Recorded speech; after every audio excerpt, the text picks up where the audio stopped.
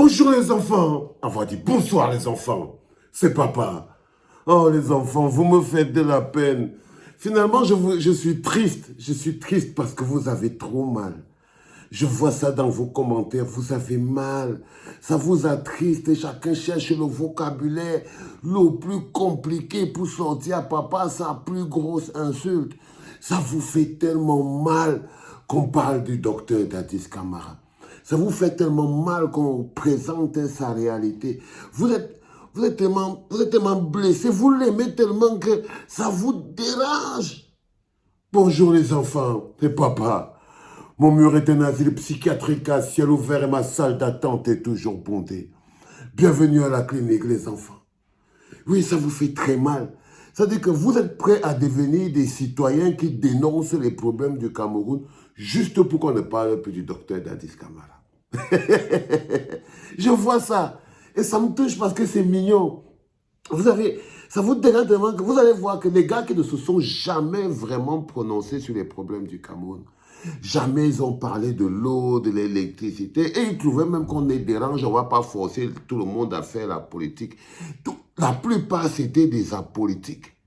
Maintenant, ils ont une défense qui est terrible. Ils disent que vous êtes là, il n'y a pas l'eau, il n'y a pas le courant, il n'y a pas l'électricité. Vous voulez seulement parler de Samuel Eto'o, vous voulez seulement parler du docteur Dadis Camara. Allez parler aussi, Donc, ils veulent même dire qu'on parle des problèmes de l'eau, le courant, l'électricité. Mais je vous rappelle, les enfants, que si on a passé nos 10 dernières années ensemble, en connexion, ensemble, les 10 dernières années de nos vies, c'était que moi, je vous agace avec les problèmes du Cameroun. C'est que vous voulez, tout n'est pas politique, Valsero, qu'est-ce qu'il y a tous les jours, toi, tu vois les problèmes partout. Tu peux aussi parler des choses qui sont bien. Mais comment vous avez la mémoire courte, les gars? Il ne faut pas avoir la mémoire courte, parce que ça va vous permettre de dessiner psychologiquement nos états d'esprit.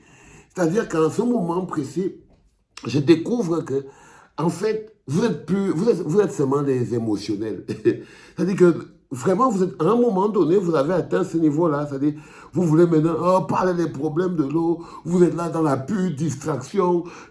Vraiment, on vient d'augmenter le prix du carburant. Vous êtes là en train de nous distraire avec Samuel et tout. Ah, mais ce n'est pas l'augmentation du prix du carburant qui vous dérange. C'est ça qui rend votre comportement contre-productif pour vous-même.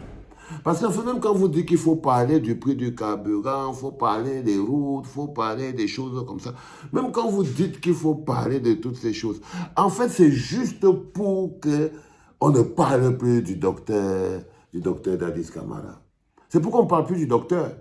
C'est tout. C'est pour qu'on ne dise plus que, bah voilà, il est nul, il détruit le foot, parce que émotionnellement, ça vous dérange à un point. Bah, vous êtes comme envoûté, non?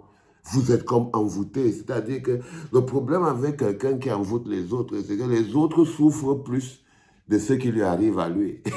Et ça, les envoûtés souffrent plus que la personne qui les a envoûtés. Lorsqu'on est en train de dézombicier une personne qui a envoûté les gens même qui ont été envoûtés sont en mode de dézombification, non?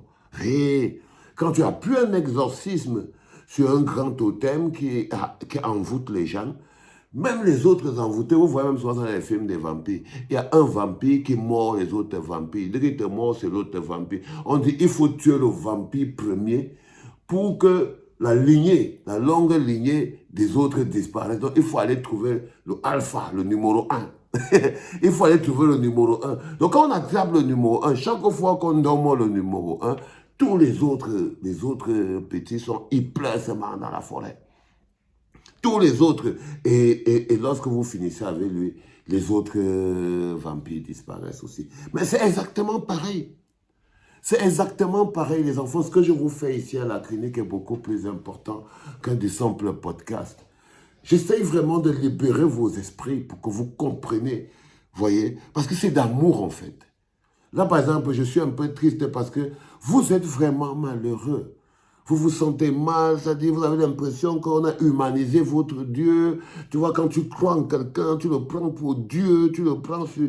C'est-à-dire que c'est comme si tu as fondé tes espoirs en disant qu'il est la pureté, il est Dieu, il est ceci pour toi et tout. Et tu t'étonnes que, mais comment c'est qu'on le traite comme ça, comme un être humain normal, on ose dire que non, il ne connaît pas, il a volé l'argent, il est rancunier, il est... Les gens, quand les gens entrent dans la foi et la croyance, ça les met dans cet état-là. Donc, en ce moment précis, vous verrez que la plupart des apolitiques qui sont pleins chez les ecclésiens et tout, la plupart des républicains qui n'avaient jamais rien à voir, c'est pas ça leur intérêt. Et je vous dis bien que les Camerounais ne sont pas encore prêts pour quoi que ce soit. Là, ils ont trouvé une excuse. On dit, ah ouais, il parle d'autre chose au lieu de parler du prix du carburant. Mais non, même eux-mêmes, le prix du carburant ne les intéresse pas. Non, ça ne les intéresse pas. Ils veulent plus. Ils préfèrent. Ils préfèrent parce qu'eux-mêmes, ils ne parlent pas de ça. Eux, ils pourraient être en train de parler, eux, du prix du carburant pour ne pas être dans la distraction. Bah, vous comprenez ce que je veux dire? Ils pourraient être en train de dire, ok, comme eux, ils veulent parler des choses là, nous, on va rester concentrés ici sur le prix du carburant. Non, les enfants, ils n'en ont rien à foutre. C'est toujours nous qui faisons tout le travail. Parce que ce que vous voyez, prix du carburant là, pour moi, ce n'est qu'une conséquence. Et ça ne va pas reculer parce que ce n'est pas comme si je ne vous connaissais pas. Je sais juste que il arrivera à un moment où même la moindre des distractions, il n'y aura même pas le mot distraction. Non, du tout. Parce qu'une distraction, c'est quelque chose d'amusant. Il n'y aura pas... Quand tu souffres là, est-ce que tu peux rire? Même si quelqu'un te chatouille, est-ce que tu peux rire? Tu vas pas rire. Donc, tant que tu ris encore, c'est que tu ne souffres pas assez. Ou encore, tu souffres même assez, mais tu as encore tellement peur que tu attends toujours que il y a quelqu'un d'autre qui va venir faire ce travail. Là, par exemple, vous voulez qu'on parle, on parle, tout le monde crie, crie, crie, crie, crie. Et peut-être quelque chose va venir du ciel. Vous voyez ce que je veux dire? C'est-à-dire que ça, c'est pour ceux, il y en a d'autres qui croient que si on parle, on parle, on parle, parle, seulement quelque chose va venir du ciel. Tant. Et ça va se passer. Parce que même là, c'est l'expression toujours de cette peur qui a été enracinée dans nos chaînes, qui a été enracinée. On trouve toujours une excuse, un palliatif. Parce que tout ce que vous faites là, en ce moment, aujourd'hui, c'est la résistance. Vous essayez de freiner des deux fers face à votre destin qui se rapproche au fur et à mesure et inéluctablement. Inéluctablement, vous sentez votre destin qui se rapproche. Vous sentez que ce qui doit arriver va arriver. Il n'y a rien qui peut empêcher que ça arrive. Vous croyez qu'en en criant plus fort maintenant, ça peut les calmer eux. Non, ça ne va pas les calmer. Non, pleurez plus fort. Qu'est-ce que vous voulez faire? Pleurez plus fort, bon, qu'on n'entend pas assez. Donc les gars n'entendent pas encore assez. C'est peut-être pour ça qu'ils n'ont pas pitié de vous. Et ils ont augmenté. Donc, ils n'entendaient pas assez. Donc il faut que tout le monde se taise. Hein? On ne parle plus rien pour qu'on entende seulement les pleurs. Ça, c'est un groupe de personnes. Et il y a le groupe le plus pernicieux. Celui qui vous fait croire que les problèmes là les intéressent simplement parce que son amour pour le docteur est à un tel niveau que il est prêt à se servir de n'importe quelle situation. L'essentiel, c'est que la douleur qu'il ressent dans son oreille quand on parle du docteur, il est comme si c'est son propre cœur qu'on est en train de froisser, froisser, froisser.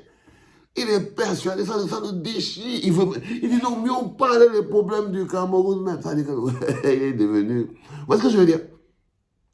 C'est un peu compliqué tout ça en ce moment dans vos têtes, vous voyez. Et moi, ça me gêne parce que c'est la vraie vie qui se rapproche de vous. Vous n'étiez pas prêt. Vous n'êtes toujours pas prêt d'ailleurs. Ce qui est d'ailleurs dommage, c'est l'éducation. Vous n'êtes pas prêt. Vous voyez ça venir. Vous voyez venir à grands pas, mais vous évitez, quoi. Vous essayez de fuir le plus loin possible. Et puis, il y a des envoûtés, des endoctrinés, qui eux sont là, en fait, c'est que ils étaient prêts à voir tout le pays s'écrouler. L'essentiel, c'est que, bon, vous voyez, que l'envoyé de Dieu soit toujours placé là comme étant le totem, la lumière qui, je ne sais pas, qui nourrit leurs âmes et leurs esprits, parce qu'ils ont besoin de cette présence du docteur pour pour nourrir leurs âmes et leurs esprits, tu vois, pour se donner un but dans la vie, ils ont besoin de ça, quoi. Je crois que tout seuls, ils n'ont pas de but. Tout seuls, ces ecclésiens, ça, ils ont pas de but, ils n'ont pas de direction. Et du coup, ils font un peu n'importe quoi. Mais voilà, c'est un peu le diagnostic global qui fait que moi, encore, tu vois, à un moment, j'ai même envie de dire, peut-être que les gars, ils ont même, il faut peut-être taire des injustices. Mais non, les enfants, c'est le traitement. C'est le traitement. Il est difficile. Il vous touche dans vos points sensibles. C'est pour ça que c'est moi le clinicien. Je vous touche exactement quand je vois vos comportements. C'est que le médicament que je vous applique, je vous touche exactement dans les points malades de votre âme, les points sensibles. Regardez, quand vous descendez, oh Valsero, la haine est montée, la jalousie est descendue. Ouais, vous parlez à quelqu'un qui n'a que de l'amour dans son cœur. Donc je prends ça comme les réactions de l'eau bénite quand je touche ces points sensibles qui sont les chaînes qui emprisonnent vos âmes. Vous avez compris quoi, les enfants? C'était papa.